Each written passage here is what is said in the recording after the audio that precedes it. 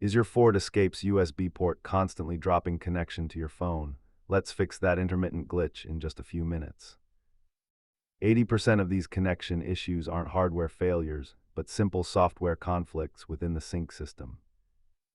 Before you tear apart the dashboard, we need to rule out the most common culprits.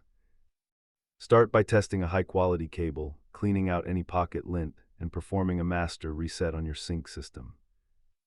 If the problem persists, check for official Ford firmware updates or try pulling the sync fuse to clear the system cache. If software updates fail, you might be dealing with a loose internal harness or physical corrosion on the port pins. You can handle the software and cleaning steps at home, but disassembly for a module replacement is shop territory. A quick update is free, but replacing the module at a shop will cost you significantly more in parts and labor. If you're comfortable with tools, always disconnect your battery before testing for continuity at the USB port pins. Keep your plastic pry tools and a multimeter handy, as they are essential for safely inspecting the hardware.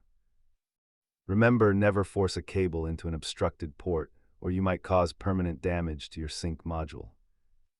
Most connection drops end with a simple software update, so start there before buying parts. Subscribe for more Ford repairs.